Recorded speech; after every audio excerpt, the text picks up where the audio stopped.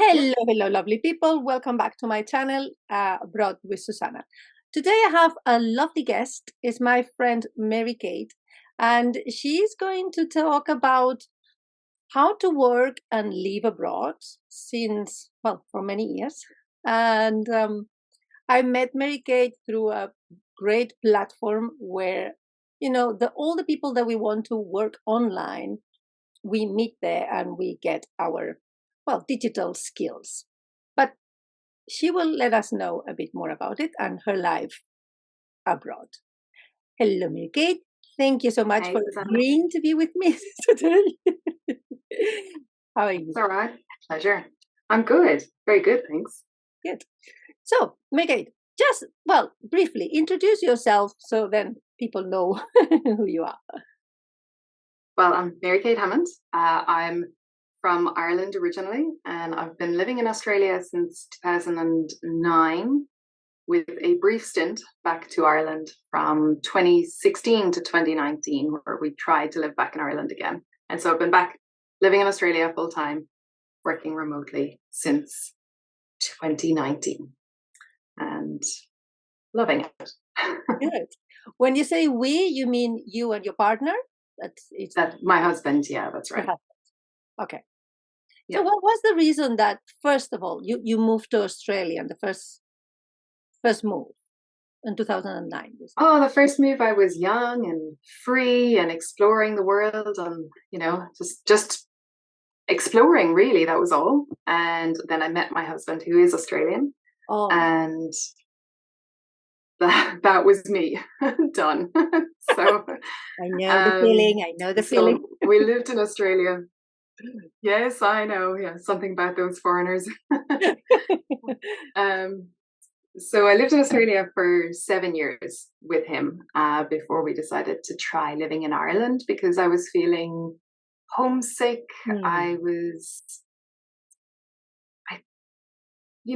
Sometimes home feels like a nice place. When you only visit there, it seems like it's better than it is. Yes. And anyway, I was seeing it through rose-tinted glasses, and so was he. He was also thinking Ireland's a great place, and not that it's not, but it's not a place for us.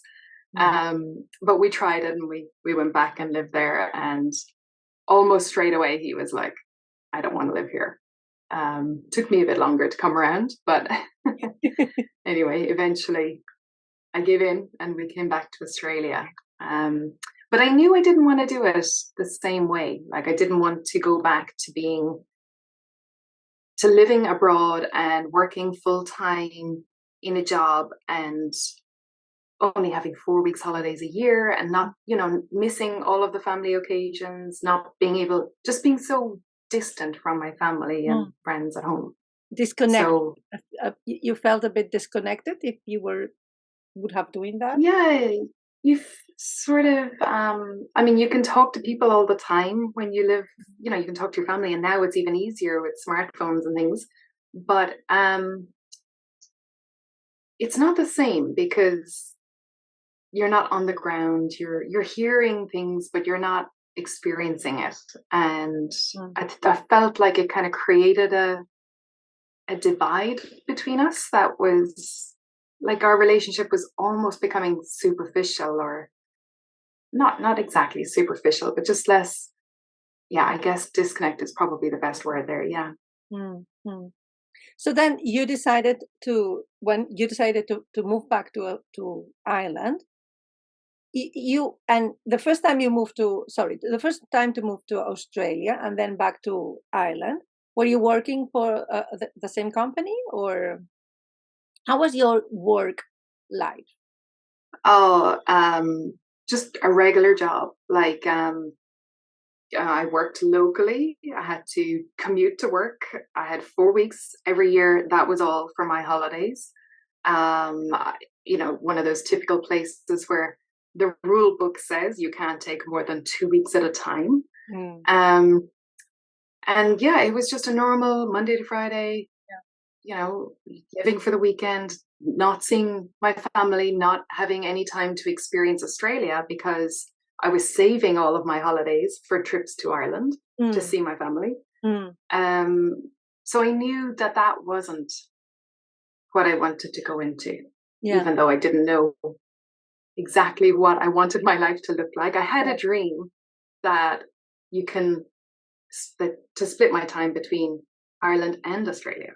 Ah, And a lot of people thought it was crazy, which I understand. But um, working in the removals industry, in like international relocations, uh-huh. I noticed that a lot of expats actually have that dream to be in both places because you it's hard to choose I have to confess, this when is you have the choice.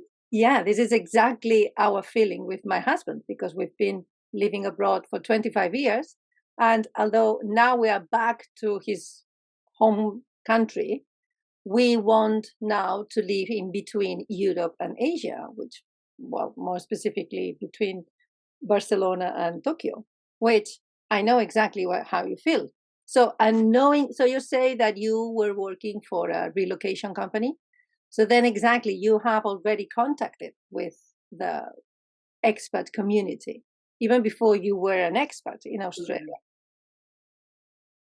No, no. And when I moved to Australia at the first time, I didn't consider myself, I didn't see myself to be an expat. I thought I was traveling and having fun and being young and adventurous. Oh, I, adventure, adventure. Yeah. it took me maybe 2 years. Yeah, adventure, new love, all the things that make it fun. Yes. And maybe after about 2 or 3 years, then I realized I'm an expat. And Mm. I never intended to be. And it's sort of, yeah, it took a bit of getting used to because that hits people at different times. Yeah. Um, but I have actually heard something about like after 7 years, people feel the need to return home. And I know quite a few people personally who have hit that 7 year mark. And well, for me, it was 7 years, but I've returned and I left again. Mm. But um, just that feeling that I don't know, maybe loneliness or Yeah. that the distance maybe creates a sense that you're missing something. Yes. Um, Yes. even though it's not loneliness, because obviously it's fine, but Yeah. wanting it all is probably a better way to put it. Were you You know? feeling maybe less grounded and less rooted after these 7 years in Australia? Maybe you were seeing still yourself as an Irish girl, and saying that you were living in Australia was a kind of a really disconnect or kind of almost like a disjoint from your family or your roots. Oh, I certainly don't feel like I was living in Australia to the best of my ability, if that's what you mean. Like I wasn't not mingling with the local Mm. community. Mm. I was like engaging, but I didn't have the mindset that I loved the place, that it was a good place. I was always comparing or something, Uh-huh. and I mean, when you compare and you have to work in the place you live now, obviously anywhere else is going to feel good Yes. when Yeah. you don't have to have, you can go there on holidays. It looks great. Yeah. But yeah, so in my head, I was probably telling myself what I wanted to hear and telling myself that Australia sucks, Ireland's great, go back there. But it wasn't obviously true because now I'm back and Australia is great. Yeah. And it's just about, yeah, I guess my mindset and Yeah. So your mindset, what I was looking for. the second time you moved to Australia, you mean it was more with more intentional decision, and your mindset was more clear on what you were doing, not just following your kind of adventurous spirit, but more like focus. This time I'm going to Australia with this intention. I know it's going to work. And as well, you know where you're going because you were there before, right? So you know exactly what to expect Yeah. and how life was it. So then with this second time you went to Australia with this more intentional, how did you manage to keep working? Did you find a new job in Australia? How did you set up your own business? What did you do? in 2019 when you went back to Australia? Well, as I said, I had that dream about splitting my time, and I really wanted to make it real. I looked at everything. I looked at how to get a job online, where you're just like, I looked at everything. I considered training to be to do graphic design or something so that I could do freelancing. I considered starting my own business so that I had the freedom, but then I realized that would lock me to one place. So then I thought, what if I do seasonal businesses? I do something like touristy in Australia in the summer, and then something touristy in Ireland in the summer, and I have two businesses. And I thought, even if I just start with one business and get seasonal work, and just split my time that way, because obviously in the summertime everywhere is busier, and maybe it would be easier to get work. But I didn't want to be always looking for work, and I didn't really want the kind of work that where I wanted something that I guess I felt proud of and that was meaningful and things like that.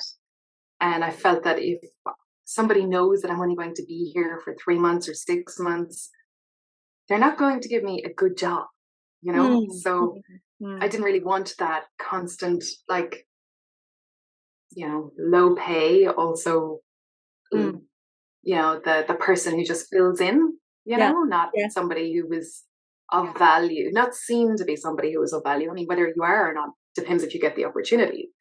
But so I decided I needed to do something about it. And when I was leaving, the company, or not the company, but the removals industry is generally very busy during school holidays. That's when everybody wants to move to school holidays. Yeah. So, and in Ireland, that's the summertime. So I thought, okay, if I leave and I say nothing, and that's fine. But what if I ask them if I can have a summer job? What if I ask them if I can be here for the busy period and help them out with that? So I did. I asked. I totally thought they would say no. I didn't expect them to bend the rules for me to work remotely or to work that sort of thing. And not only did my boss say yes, but he said, why don't you work remotely the rest of the year? And then when you're in Ireland, you can just come to work like normal. So you stay working for us year round. And I was like, wow, that's great, because I didn't have to get a job. I could be in Ireland and I could be in Australia. And it was perfect, except that it was still a job. But that's fine. Maybe, when I kind of entrepreneurial, I wanted my own business anyway. Yeah. So, but it's really good in the sense that you can work remotely. So from Australia, from Ireland. So that gives you a lot of flexibility in the sense that you have a safety job, but you can work from anywhere you want, right? Even if you go, let's say, on a trip, I'm not saying on holidays, but on a trip, you can still work for them because it's remotely, right? Yeah.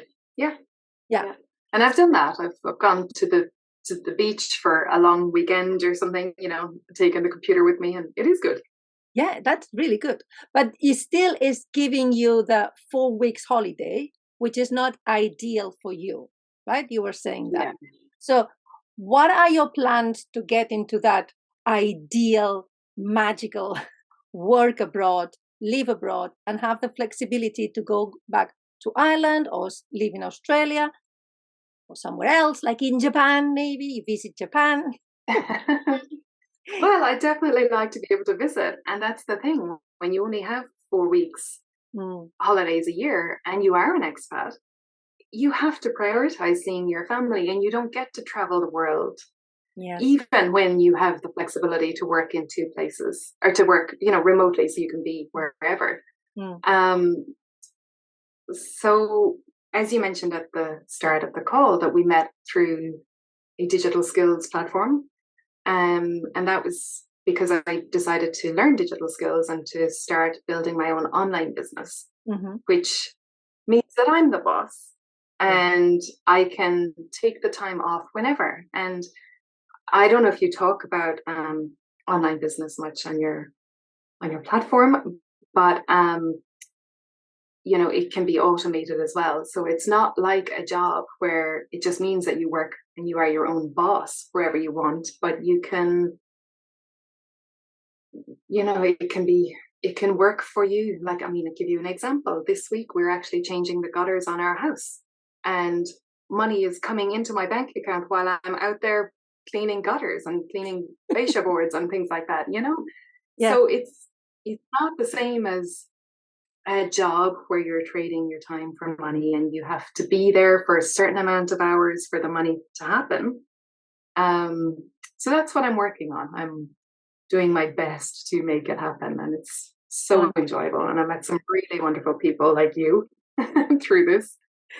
Yes, this is an excellent, I have to say, it's true. It's an excellent opportunity for those people who are not only like expat people, but people who has this sense of adventure or living the life of a more freedom, that this is having the digital skills and knowing that you can work from anywhere remotely, but as well in automatic. So you can set up everything, and most of the work is done like background.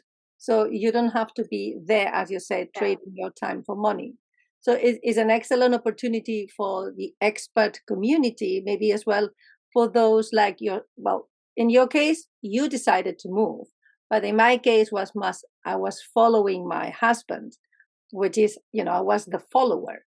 So that for those like us that we had to drop our career, this is an excellent opportunity. You can set up your own business, so then you can take it anywhere you move next, right? Because the business goes with you, and it's you, right? You said you had the weekend on the beach, and then you could take your laptop and your business were still running. You were not like physically there, so that's a really good option.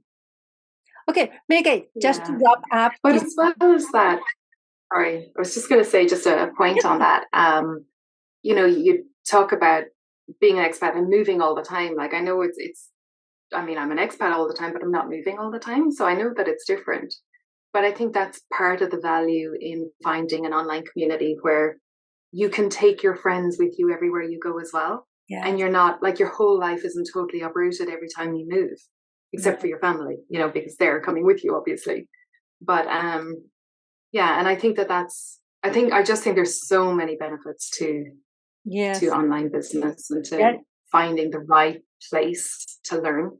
But now you can wrap up. Yeah, no, absolutely. I absolutely agree. I love this as a last idea, to find the right community online. So then you can have your friends as well. You make your friends, and you can meet them, of course, because we are experts and we keep constantly moving around. But at the same time, is a community that you can hold on because it's online. So and you really have a really great connection, because we are all pursuing kind of the same dream or the same purpose, right? Which is have this freedom to live and work from anywhere. So I love it. I love it, Mary-Kate. Okay, just like a last. Oops. Can you hear me? Yeah. As a last idea, a last thought that you want to share with us, or maybe a tip or something, that whenever you want to say to wrap up this lovely chat. I guess we have a lot of fears about why we can't do something, and the thing is that we never really know if it's true or not. And I mean, for me, none of this would have happened if I just didn't find, and like, I don't consider myself to be a courageous person at all, like not at all. I'm a total wuss. But if I didn't find the courage somewhere to ask my boss, and I was still like asking him for permission to live my life, which is ultimately what jobs feel like for me anyway. I guess I feel like they feel like that for everyone. But that you just don't know how good your life could be if you don't just find the courage somewhere to do something that you feel a pull to do. Whatever it is, you'll figure it out. I mean, we're all well able to figure out problems when they come up, so you can totally figure out a dream as well. Lovely. I love this idea. Yes. Don't be fear to ask, right? Yeah, Yes. I love or that to idea. try something new. Yeah. Try something new. I love it. Thank you so much, Mary-Kate, for your time. I know you're busy so with your online work and your working Gonna get remotely. back to my gutters today. And thank you so much for coming to this chat with me today. And to you lovely people, if you like this video, please give it the thumbs up and subscribe to my channel. Of course, if you want to leave any comment, a question for Mary-Kate, I will address it to her. You can find her. I will leave as well where you can find Mary-Kate if you want to chat with her in the section down below. And as always, I will see you in my next video.